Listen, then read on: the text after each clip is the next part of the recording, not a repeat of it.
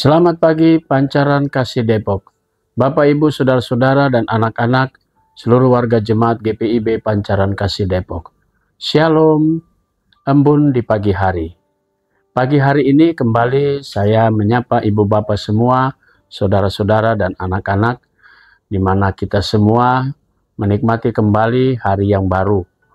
Dan yang paling indah lagi, kita semua diberi kesempatan untuk melangkah dan berkarya di hari ini. Diberikan kesehatan yang baik, dan karena itu sebelum mengawali langkah-langkah kita hari ini dan aktivitas kita, saya mengajak Ibu Bapak semua untuk bersama-sama mendalami firman Tuhan yang nantinya akan menjadi pedoman hidup kita dalam kita berkarya hari ini. Kita berdoa. Bapa di surga, kami bersyukur kepadamu atas segala berkat Tuhan, di mana Tuhan Yesus sudah pelihara kami dalam tidur malam kami, dan di pagi yang indah ini Engkau sudah bangunkan kami dengan tubuh yang segar. Kini sebelum kami melangkah, kami ingin dibekali dengan firman Tuhan.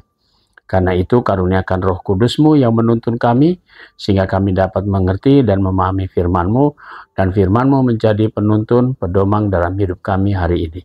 Bersabdalah ya Tuhan Yesus, kami semua sudah siap mendengarkannya. Amin. Bapak, Ibu, Saudara-saudara, dan anak-anak yang diberkati Tuhan. Pembacaan Alkitab kita di pagi hari ini terambil dalam kitab Perjanjian Baru, Injil Yohanes, pasalnya yang ke-9, ayatnya yang ke-13 sampai dengan ayatnya yang ke-16. Penekanannya pada ayatnya yang ke-16 yang berkata demikian. Lalu kata sebagian orang Farisi, orang-orang Farisi, itu orang ini tidak datang dari Allah, sebab ia tidak memelihara hari Sabat. Namun yang lain berkata, bagaimana seorang berdosa dapat membuat tanda mujizat yang demikian? Lalu timbullah pertentangan di antara mereka. Demikian sabda Tuhan. Judul yang menjadi landasan renungan kita berkata, kuasa dan kasih Yesus melampaui peraturan manusia. Bapak, Ibu, Saudara-saudara, dan anak-anak yang diberkati Tuhan.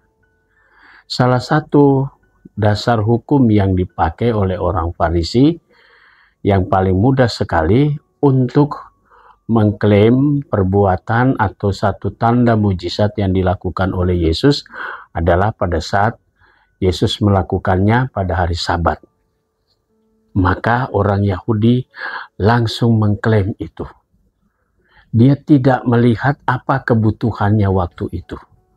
Tapi dia berpatokan, dia sangat kaku, orang-orang Farisi itu kaku terhadap peraturan atau hukum-hukum yang sudah ditetapkan dalam tradisi Yahudi. Salah satunya adalah hari Sabat. Yesus melakukan mujizat penyembuhan kepada si pengemis yang buta sejak lahir, lalu kemudian dibawalah karena orang-orang banyak yang mengenal si pengemis itu masih penasaran, benarkah ini orang yang pernah sakit atau pernah buta sejak lahir, tapi mengapa dia bisa melihat? Maka si pengemis ini menjelaskan semua. Perkara itu belum selesai, harus dibawa kepada orang Farisi. Nah, orang Farisi, ahli Taurat, adalah tempat di mana mereka ingin mendapatkan satu legitimasi bahwa perbuatan ini benar-benar dari Allah. Nah, ketika disinggung masalah hari Sabat, maka mulailah penilaian-penilaian miring terjadi. Bahwa langsung di dalam bacaan kita hari ini, apa yang dilakukan oleh Yesus menurut orang Farisi mengatakan, dia bukan berasal dari Allah. Dengan mudahnya, hanya karena melakukan hari Sabat. Bukan dilihat apakah itu kebutuhan orang yang sudah sakit sekian puluh tahun sejak lahir sampai dia dewasa, dia mengalami kebutaan. Yesus menjawab pergumulan panjang itu. Orang Farisi tidak melihat itu. Dia hanya melihat ini sesuai dengan aturan atau tidak. Bapak, Ibu, Saudara-saudara, dan anak-anak yang diberkati Tuhan. Dari situlah ada tanggapan positif dari orang banyak. Kalau demikian, orang berdosa itu bisa melakukan mujizat. Bagaimana mungkin kalau dia tidak berasal dari Allah? Saudara-saudara, Bapak, Ibu, dan anak-anak yang Tuhan Yesus kasihi, terjadilah pertentangan di antara mereka. Inilah yang terjadi, yang seringkali kita temui. Bapak, Ibu, saudara-saudara, Yesus datang menunjukkan kuasanya atas hari Sabat. Tuhanlah yang memberi hari Sabat, bukan manusia. Tuhanlah yang memberikan bahwa pada hari Sabat itu orang beribadah. Dan pada saat itu ada kebutuhan orang yang sangat-sangat membutuhkan sebuah pelayanan Yesus. Maka Yesus lebih mengutamakan kemanusiaannya. Sisi kemanusiaan Yesus utamakan. Orang buta itu sembuh. Dan sebuah bukti tanda pelayanan dan kesaksian terjadi melalui tindakan nyata. Sekalipun itu terjadi di hari Sabat. Karena hari Sabat diberikan untuk manusia. Dan bukan membuat manusia membatasi diri mereka.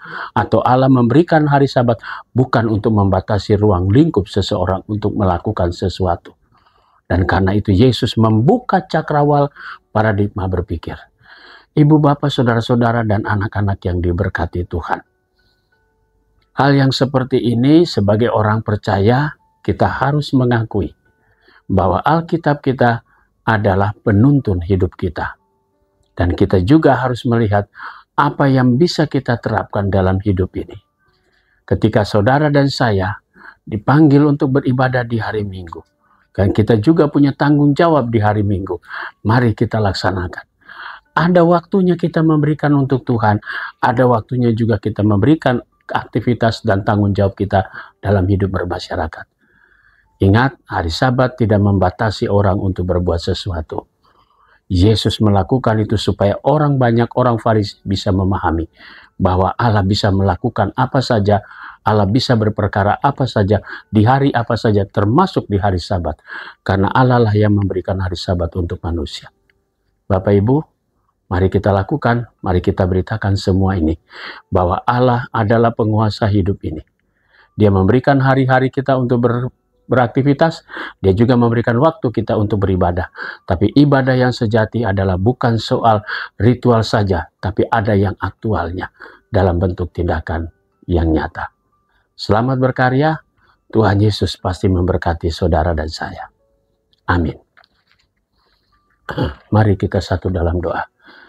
Bapa di surga, kami bersyukur kepadamu karena pagi hari ini kami boleh menikmati kembali berkat Tuhan. Pagi ini kami mau berdoa ya Bapa di surga untuk jemaatmu GPIB Pancaran Kasih Depok. Kami mau berdoa untuk majelis jemaat, baik itu diaken, penatua, dan para pendeta. Tuhan berkati dalam tugas pelayanan kami masing-masing, dan juga berkati keluarga dan juga karya kerja kami. Pagi hari ini kami juga berdoa untuk para pendeta emeritus dan pendeta gereja saudara. Tuhan berkati keluarga mereka masing-masing, berkati juga akan pelayanan mereka. Kami berdoa untuk vikaris, unit-unit misioner, badan pemeriksa perbendaharaan jemaat, pegawai kantor gereja, koster, security. Tuhan berkati semua dengan tugas-tugas panggilan dan pengutusan mereka semua. Kami berdoa untuk jemaat Pancaran Kasih Depok yang ada di 12 sektor pelayanan dan bakal jemaat Sinar Kasih Cilodong. Tuhan memberkati tiap pribadi, tiap keluarga. Pada hari ini kami mau berdoa untuk jemaatmu di sektor Bethesda. Keluarga Bapak Agus Bangun Sihombing, keluarga Bapak Albert Maradona Sianipar, keluarga Bapak Alboin Boturan Simanjuntak, keluarga Bapak Alex Parlindungan Sianturi, keluarga Bapak Alfa Roin Wawan, dan keluarga Bapak Andreas Rudianto. Tuhan memberkati keberadaan dan keluarga-keluarga ini dengan berkat Tuhan. Kami juga mau berdoa untuk jemaat Tuhan yang sakit. Kami berdoa juga untuk Oma Kosia Haspers, sektor Peniel, Ibu Theorodani Dewata Opir, sektor Yeriko, Ibu Maria Magdalena Niki Hulu, Bapak Edward Risi, Bapak Yesi Yesidani Huai, dan Ibu Yomima Tenu Pasanea. Tuhan berkati juga untuk sektor Muria. Kami berdoa untuk Ibu Herminda Hutajulu dan Ibu Marta Reina Somahu Kowel dalam proses pemulihan. Tuhan memberkati dan menjamah semuanya sehingga mereka boleh menikmati kembali pemulihan dan kekuatan tubuhnya. Kami juga mau berdoa untuk jemaat Tuhan yang pada hari ini merayakan ulang tahun perkawinan. Kami mau berdoa untuk jemaat Tuhan, keluarga Bapak Ferdinandus Basuki Adrianto dan keluarga Bapak Birman Siboro. Tuhan memberkati sukacita keluarga-keluarga ini atas segala berkat-berkat Tuhan. Kami berdoa juga untuk jemaat Tuhan yang merayakan ulang tahun kelahiran. Ibu Wilhelmina Yohana Mustamu, Ibu Susana Maria, Ibu Rosida Rismawati Lumbantoruan, Saudari Immanuelia Lawalata, Bapak Roni Mario Kosu, Ibu Riamin Tarigan, Ibu Konstans Tirayo, Ibu Anna Caroline Songyanan, Saudari Anita Anggreni Duran, anak Mario Freddy Rudolf Lukas, dan Ibu Eli Wiji Murni. Tuhan memberkati saudara-saudara kami yang bertambah usia, bertambah pula hikmat dari Tuhan. Kami berdoa juga untuk jemaat Tuhan yang sudah lanjut usia, janda duda dan anak-anak yatim piatu. Tuhan Yesus memberkati. Kami berdoa untuk keluarga dari Napitupulu Simanjuntak atas dipanggil pulangnya Ibu Sinuraya Napitupulu Simanjuntak pada hari Minggu kemarin. Tuhan berkati dan hibur selalu Bapak Napitupulu atas meninggalnya istri tercinta. Tuhan Yesus selalu jaga dan pelihara dengan kasih sayang-Mu. Kami berdoa untuk jemaat-Mu dengan segala pergumulan, baik pribadi maupun keluarga. Tuhan topang mereka dengan damai sejahtera-Mu. Inilah doa kami di pagi hari ini yang kami mau naikkan semuanya hanya di dalam nama Tuhan Yesus, Juru Selamat kami yang hidup. Amin. Selamat pagi, selamat berkarya. Tuhan memberkati saudara.